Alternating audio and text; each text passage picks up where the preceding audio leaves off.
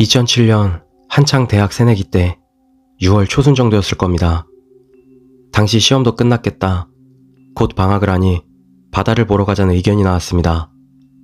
마음에 맞는 동기 두 놈과 차를 한 대 빌려 충남 태안을 가기로 했습니다.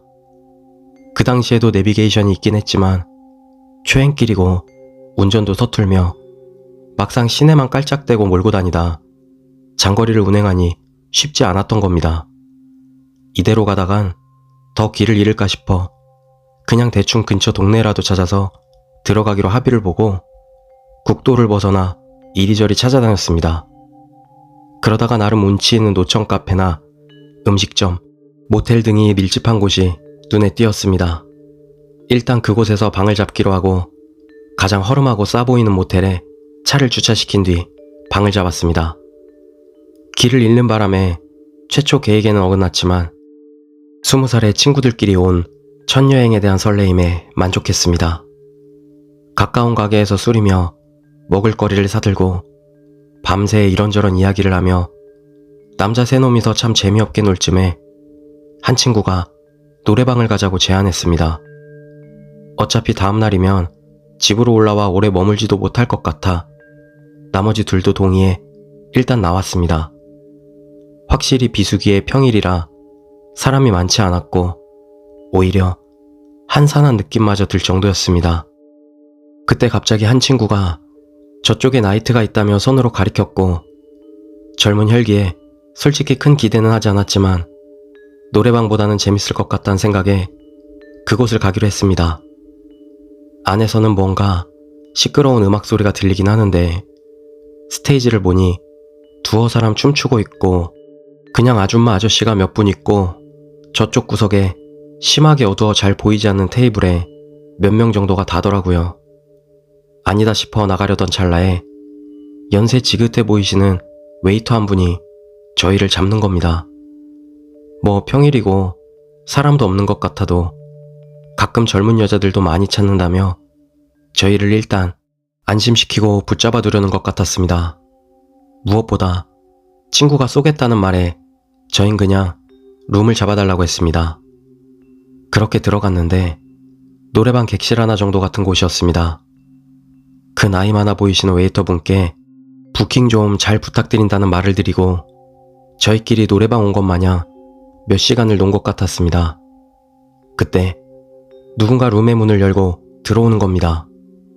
웬 여자 두 명이 자연스럽게 마치 처음부터 들어오려고 준비라도 했다는 듯이 문을 쓱 열고 들어왔습니다. 근데 그 순간 제가 문이 열리면 바로 정면에서 볼 수 있는 가운데 좌석에 앉아 있었는데 지금도 잊혀지질 않습니다. 하수구나 정화조 같은데 지나가면 나는 특유의 쾌쾌한 냄새가 그 둘이 들어옴과 동시에 확 풍겨져 들어왔습니다. 그렇다고 그 여자들이 몰골이 더럽다거나 안 씻고 다니게 생겼다거나 한 건 절대 아니었습니다. 침침한 룸 내부에서 봐도 그냥 20대 초중반의 평범한 그 또래 여자들처럼 생겼었습니다. 화장도 그렇게 짙지도 않았고 그렇다고 민낯도 아닌 딱 평범 그 자체였죠. 그래도 들어왔으니 예의상 술도 좀 따라주고 이런저런 이야기도 걸어보는 등 나름 노력을 했습니다. 근데 이 두 여자는 무표정으로 일관하더니 자리에 앉아서도 주는 술만 홀짝홀짝 마시며 노래방 모니터만 주시하고 있는 겁니다.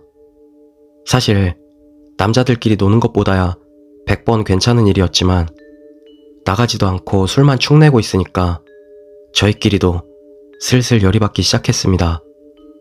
그리고 그 냄새, 그 미친 듯한 썩은 내는 코가 마비될 정도로 더 심해지는 것 같았습니다. 차마 무슨 냄새 안 나냐고 물어볼 수도 없고 일단 저는 화장실 가는 척하며 아예 자리를 피해버렸습니다. 그때 친구 중 하나가 저를 따라 나오는 게 보였습니다. 둘이 냄새 이야기를 하는데 친구도 대놓고 물어볼 수도 없고 그 냄새 때문에 머리가 다 아프다며 그냥 술 몇 잔 더 먹이고 내보내자고 의견을 모았습니다. 그리고 다시 룸을 들어갔는데 여자들은 온데간데 없고 남아있던 친구놈 하나가 노래방 모니터 화면에 바짝 다가서서 이상한 주문을 외우는 건지 중얼중얼거리는 겁니다. 저희는 뭐 하는 거냐며 붙잡았는데 갑자기 이놈이 개거품을 물고 쓰러지는 겁니다. 정말 당황했죠. 얼굴에 물도 부어보고 뺨도 때려보고 쌩 난리를 다 쳤습니다. 진짜 무섭더라고요.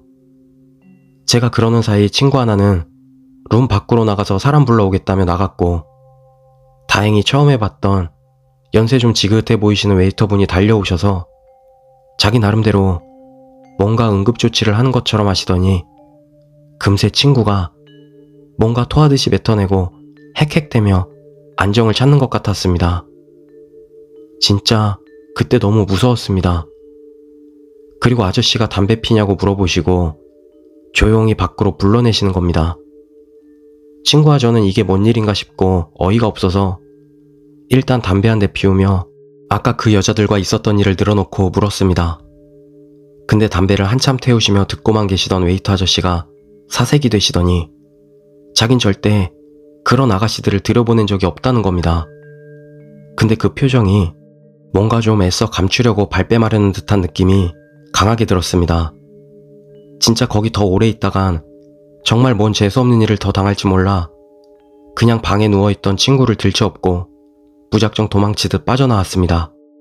그리고 숙소로 와서 기절했던 친구놈에게 우리가 화장실 간 사이에 무슨 일이 있었는지 물어보았는데 아무 말도 하질 않는 겁니다. 그냥 꿀먹은 벙어리 마냥 식은땀만 삐질삐질 흘리면서 빨리 올라가자는 이야기만 할 뿐, 결국은 여기 더 있기 재수없다며 서울로 올라왔습니다. 일단 서로 각자 집으로 돌아가고 약속이라도 한 것처럼 조용히 헤어졌습니다. 그리고 기절한 친구만 유독 저와 나머지 친구는 물론 학과 동기 및 선후배들도 연락이 되지 않았습니다. 그냥 그날 좀 충격을 받아서 그런가 보다 하고 20살 어린 나이에 대수롭지 않게 넘겨버렸습니다. 그러는 사이 계약 시즌이 왔고 기절한 친구놈이 일주일가량 학교를 나오지 않았습니다. 그리고 알게 됐죠. 그 일이 있고 얼마 지나지 않아 그 친구가 자신의 방에서 목을 매 죽었다는 사실을요. 그 친구 부모님께서는 자살한 자식 뭔 자랑이냐며 외부에 일체 알리지 않으셨고 개강 일주일이 지나서야 평소 친하게 지내던 학과 조교영에게 어렵게 듣게 된 겁니다. 저와 남은 친구는 요즘도 가끔 만나 술잔을 기울이는데 그때 그 일이 그 친구를 죽음으로 몰았으며 그 여자들이 뭔가 친구의 죽음과 관련이 있다는 심증이 있습니다. 친구와 저는 다시 그곳을 찾아가 볼까 생각해봤지만 그때 길을 잃고 우연히 찾은 곳이고 무엇보다 도저히 다시 그곳을 찾아갈 엄두가 나지 않아 몇 번 시도만 해보고 실행에 옮기지 못했습니다. 시간이 지난 지금까지도 그 친구의 죽음은 아직도 미스터리 그 자체입니다. 그때 친구는 무엇 때문에 입에 거품까지 물고 기절했던 것이며 그 여자 둘의 정체는 무엇이었을까요?